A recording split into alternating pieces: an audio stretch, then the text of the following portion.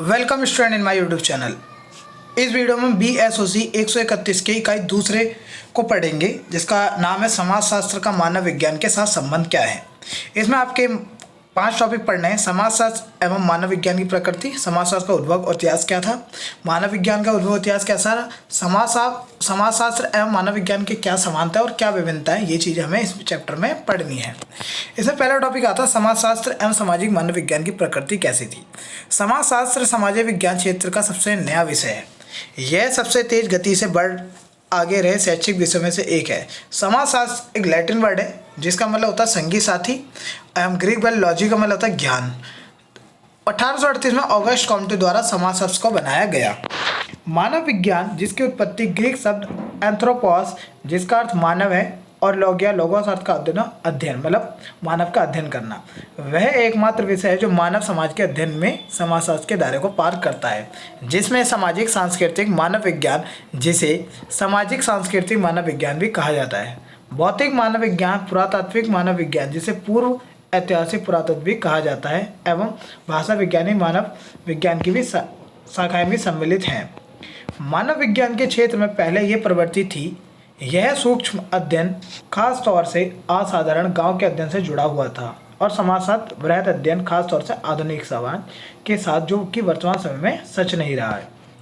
वर्तमान समय में एक प्रवृत्ति स्थापित की गई है जहां एक और समाजशास्त्रियों ने ग्रामीण समुदाय, गांव एवं सूक्ष्म ढांचों पर अधिक अध्ययन किए हैं। वहीं मानव विज्ञानी शहरी ढांचों एवं वृहद अध्ययन की और रुख कर चुके हैं। इस उभरती हुई नई प्रवृत्ति के पर्याप्त उदाहरण मौजूद हैं जो विकासशील देशों में समाजशास्त्र एवं मानव विज्ञान द्वारा किए गए अध्ययन में स्पष्ट रूप से झलकते हैं। अब समाजशास्त्र का उद्भव और इतिहास क्या था।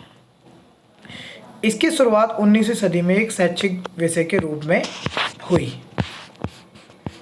5वीं सदी ईसा पूर्व में यूनानी दार्शनिक सुकरात हेतु, 4 सदी ईसा पूर्व में प्लेटो अरस्तु हेतु और पहली सदी ईसा पूर्व में रोमन दार्शनिक मार्कस तुलियस सिसरो हेतु लंबे समय तक उनकी रुचि का विषय रहा, जिन्होंने अपने समय में समाज को समझने में अत्यधिक योगदान दिया। 16वीं सदी तक समाज एवं राज्य से संबंधित थॉमस हॉब्स एवं मैकियावेली के अध्ययन समाज एवं राज्य की अवधारणाओं को हेतु प्रभावशाली रहे। यूरोप में पुनर्जागरण के प्रभाव के बाद 18वीं सदी ईस्वी तक वहाँ अनेक प्रतिष्ठित दार्शनिक हुए जिन्होंने समाज को समझने में अपना योगदान दिया, और उन दार्शनिकों में रूसो, विको और बेरेंडी में मॉन्टेस्क्यू भी सम्मिलित थे, जिन्होंने उस समय में सामाजिक घटनाओं का सामना किया। यूरोप में 18वीं और 19वीं सदी में होने वाले विभिन्न बौद्धिक एवं सामाजिक राजनीतिक परिवर्तन समाजशास्त्र के प्रभाव हेतु सबसे महत्वपूर्ण कारक रहे। यूरोप में फ्रांसीसी क्रांति एवं औद्योगिक क्रांति कुछ महत्वपूर्ण प्रभावों में सम्मिलित हैं।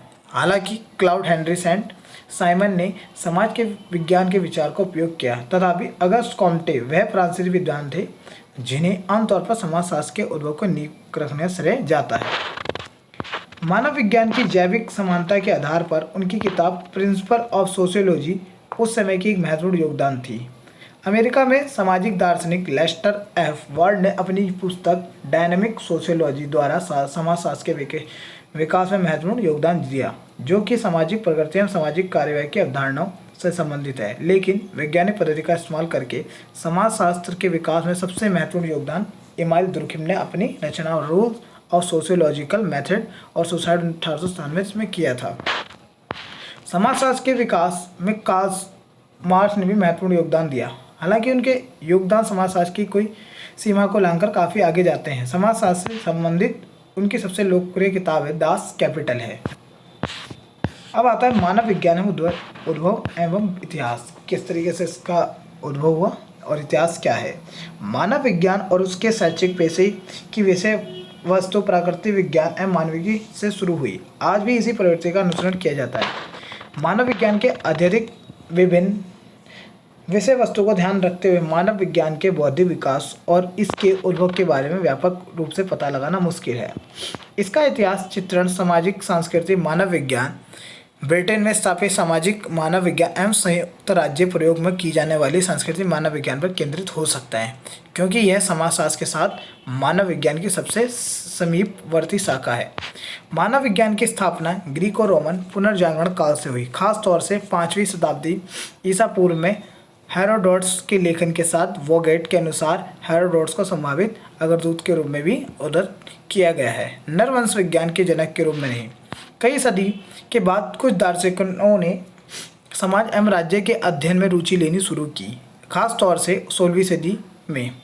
इन विद्वानों में थॉमस हॉब्स और मैकियावेली शामिल हैं। इससे पहले 14वीं सदी ईस्वी में नैतिक ऐतिहासिक दर्शन एवं सामाजिक घटनाओं के रचनात्मक कार्यात्मक विश्लेषण से संबंधित इब्न खल्दून के महत्वपूर्ण योगदान के बारे में उल्लेख किया जा सकता है।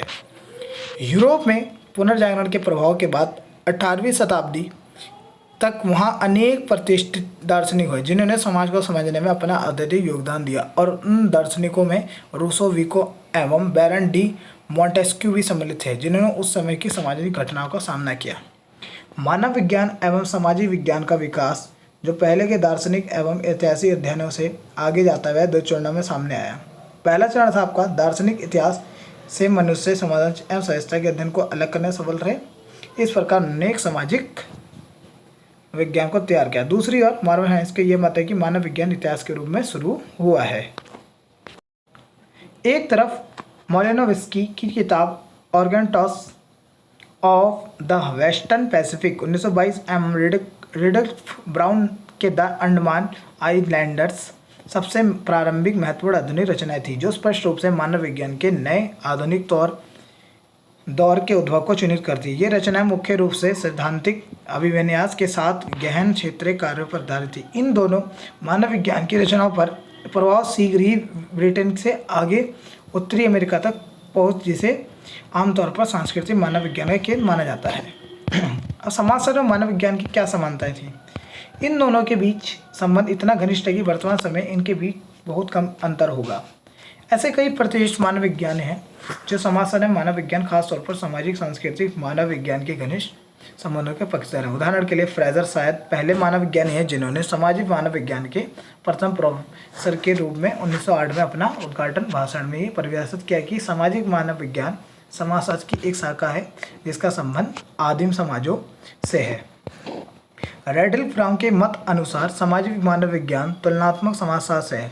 तुलनात्मक समाजशास्त्र सबसे उनका तात्पर्य यह रहा होगा कि वह विज्ञान जो मनुष्य के सामाजिक जीवन की घटना एवं संस्कृति या सभ्यता के अंतर्गत सम्मिलित सभी चीज़ों हेतु प्राकृतिक विज्ञान की सामान्यकृत पद्धति को लागू करता है।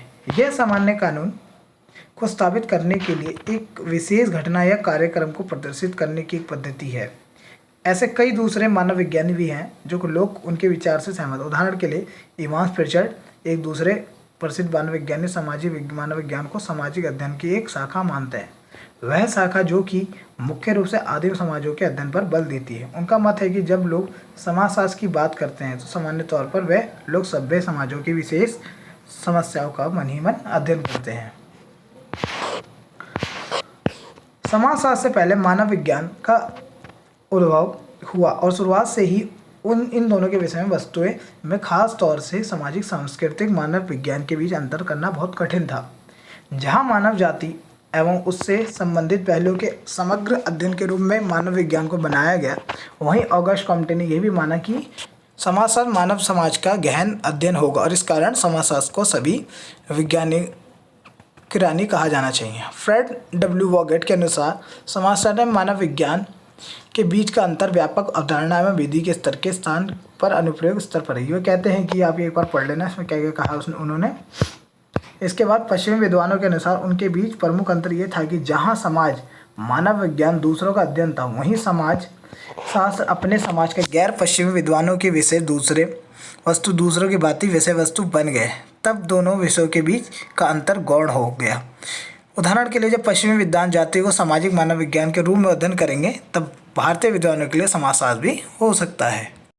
अब इन दोनों के बीच में कुछ विभिन्नताएं हैं। जैसे सबसे पहला और प्रमुख अंतर विषयों की व्याख्या की परिभाषा में निहित है।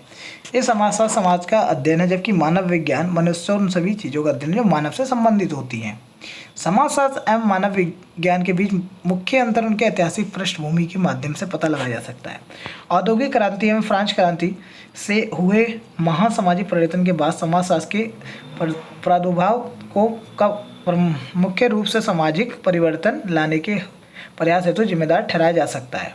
मानव विज्ञान के प्रभाव पर इनका प्रभाव नहीं था, जैसे कि समाजशास्त्र या अन्य सामाजिक विज्ञान पर प्रत्यक्ष रूप से इनका प्रभाव था, बल्कि यह यूरोपीय विद्वानों को यूरोपीय समाज से बाहर निकलने एवं पूर्व साक्षर समाजों अध्ययन करने हेतु बौद्धिक एवं भौगोलिक स्थान खोलने पर अप्रत्यक्ष प्रभाव था। समाजशास्त्र समाज के अध्ययन मुख्य अभिव्यक्ति के साथ शुरू हुआ और वह भी एक सामान्यकृत सामाजिक विज्ञान के रूप में, खास तौर से सामाजिक घटनाओं को समझाने के लिए एक बड़े सामाजिक संदर्भ पर ध्यान केंद्रित करते हुए।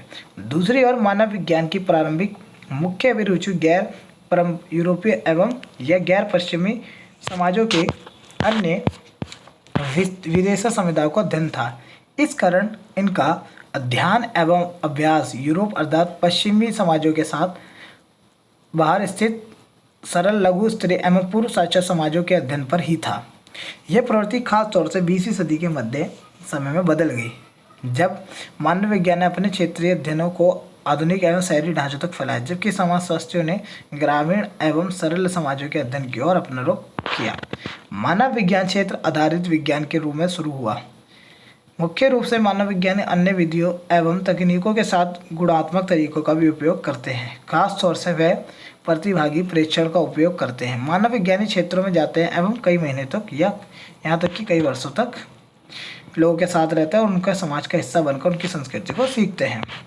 मानव विज्ञानी ट्रॉमेंडर्स जुलूस एवं जूनिस की जीवन शैली को रिकॉर्ड्स करने के लिए मैदान में है, जबकि समाजशास्त्रियों ने जनगणना के आंकड़ों, साक्षात्कार एवं प्रश्नावली से पश्चिमी देशों के शहरी जीवन एवं जानकारी संकलित की। पूर्व औद्योगिक लोगों की मान्यता, रीति रिवाज, रस्मों, कला, प्रौद्योगिकी एवं सामाजिक संगठन के बारे में स्वयं तथ्यों को एकत्रित करने की जरूरत ने मानव विज्ञान पर एक स्थायी प्रभाव डाला एवं नवीन आंकड़ों को संग्रह पर हरदम जोर दिया गया।